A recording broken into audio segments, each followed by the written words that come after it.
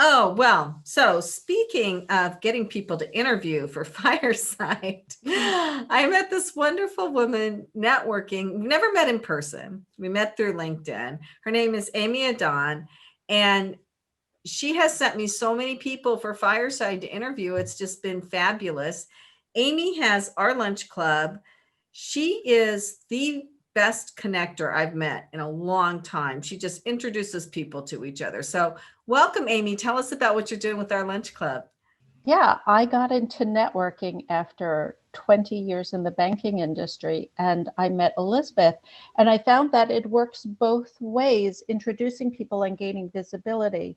I can, attract people and then create a mini marketing plan with your help. So that visibility is key for people I meet. Tell us about our lunch club. So, our lunch club is a group of executives and entrepreneurs that need to meet one another. They're looking for the next opportunity. And by forming a group, a cohesive group that gets to know one another and trust one another, they can find those opportunities in the group. Oh, that's really great. So, in this age of COVID, how do you work? I'm assuming that a lot of the networking now is really via Zoom and group chats. How do you personally find that versus the old-fashioned way where you would meet somebody at a gathering and you would talk to them personally and face to face? In person is the best. Let's face it, trust is developed by meeting face to face. But because of COVID, we no longer have that opportunity, that privilege. So Zoom is the next best thing. And that's how my group meets, is once a month, the first Monday of every month on Zoom at noon. How do you see the future of networking? Do you see that it's going to be some combination of in person and online? Because I've done a lot of networking too, and I love meeting people face to face, but it's also sometimes 20 or 30-minute drive to get to the place where you're networking, right? So it's a lot more convenient just to be able to do it from home and meet people that way. But on the other hand, you, like you said, you kind of lose something, right? So how do you think it's going to evolve in the future? I think there's going to be a hybrid of networking. For example, my group is virtual on Zoom, and it will forever be virtual because I have people from California, Chicago, Connecticut, New York, New Jersey, and this works. But in the future, I can see either live or live with a video component. I agree with you. You can get in a lot more appointments via Zoom during the day without having to jump in your car, run to a location and finish your meeting, jump back into your car to get back to the office. There's a lot of wasted time doing things on Zoom. You save a lot of time. But I don't know if, for example, if I met, even though telemedicine is working and it's very beneficial, I want to talk to my doctor face to face. I want to talk to my financial advisor face to face. I want to know who they are and what they are, but it's not always possible.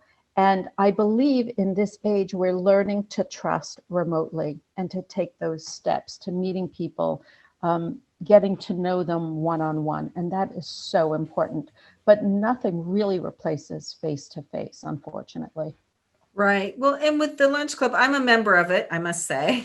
There is a fee to join. And so that will probably turn off a lot of people that aren't serious, but it gives you a group of people who are at the executive level, who are serious and are serious about forming these long-term relationships with people at their financial level or above. Like in my case, most of them are probably above.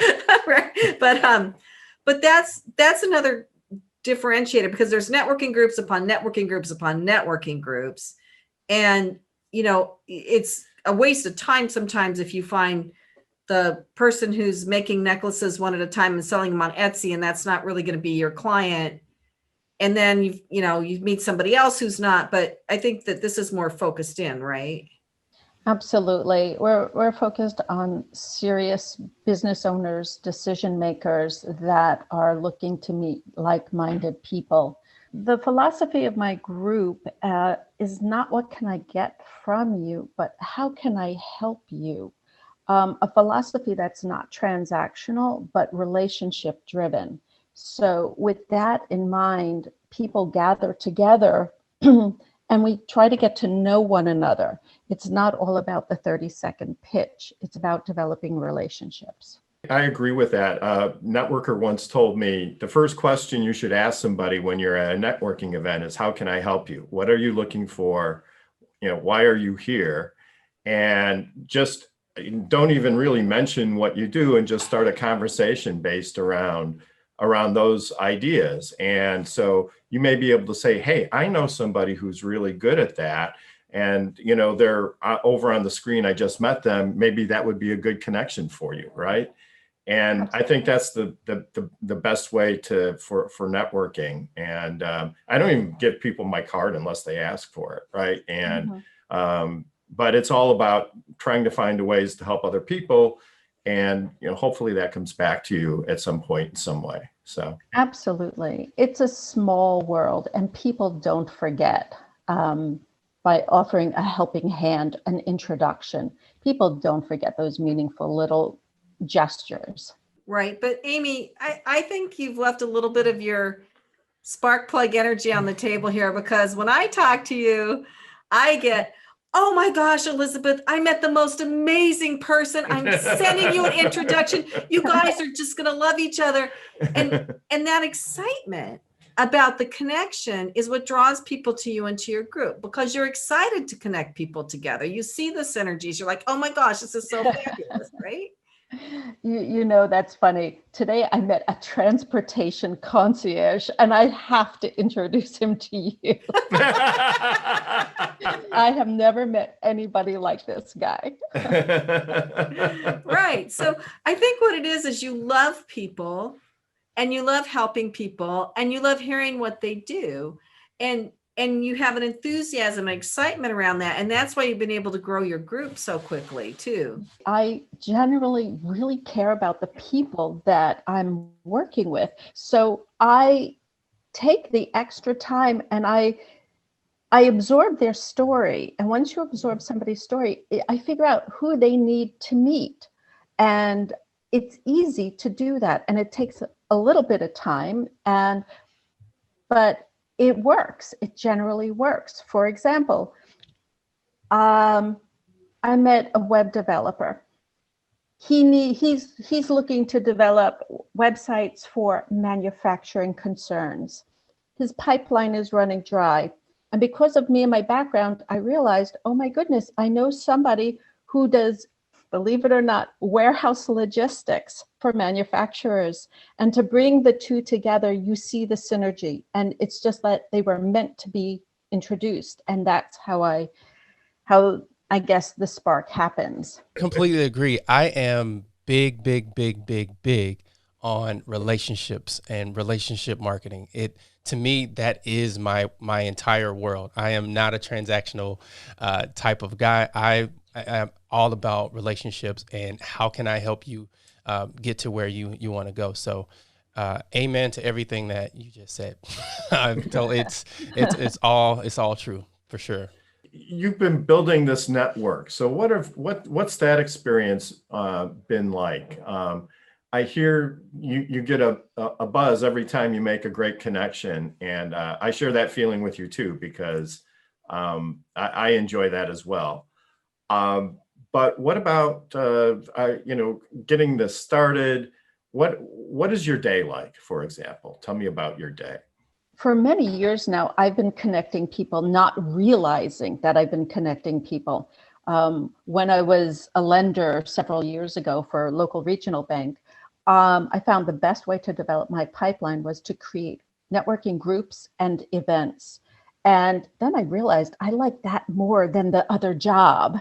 And I started meetings in restaurants. And I took the best people I met And I would start introducing them to one another and seeing the synergies that resulted.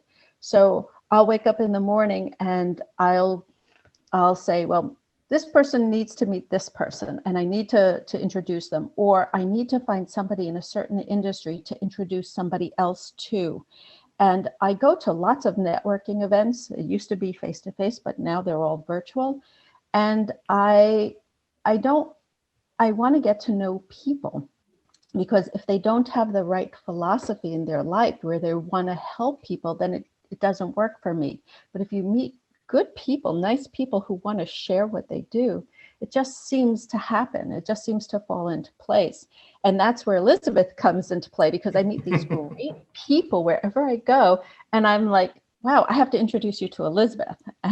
So they can come on Fireside and then maybe come on Passage to Profit. So we use Fireside to screen people for Passage to Profit a lot of times. So yeah. So, I am, believe it or not the best networker. I'm introverted to a certain degree. So when I used to go to all these networking events, you don't know who to talk to and you really don't know how to interact. And if you're a little shy and you're introverted, it's even harder.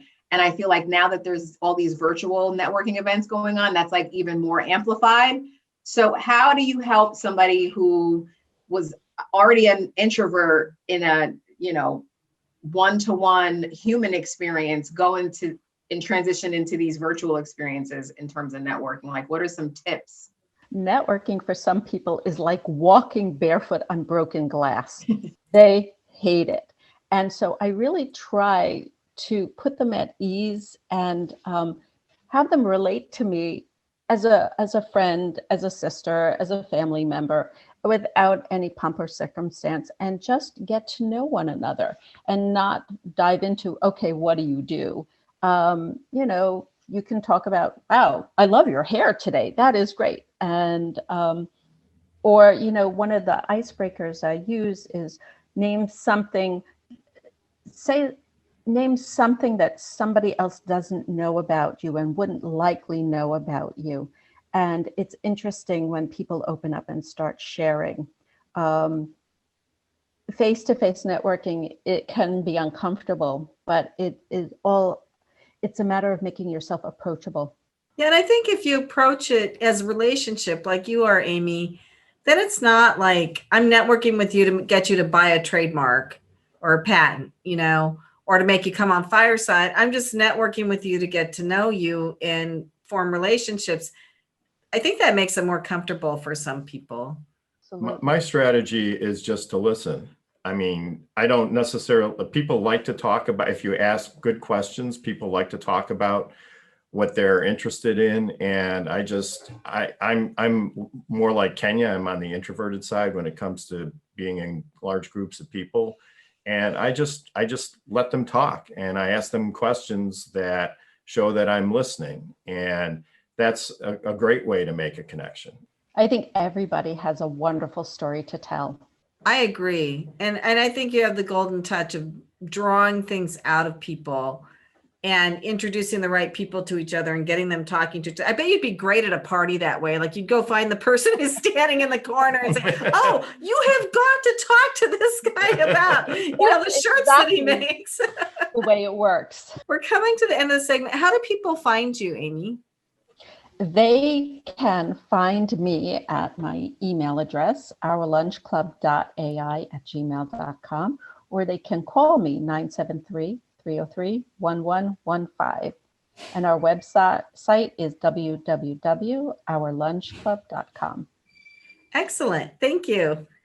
Well, thank you so much. You're listening to Passage to Profit, and this is Richard and Elizabeth Gerhardt. Will be right back after this message.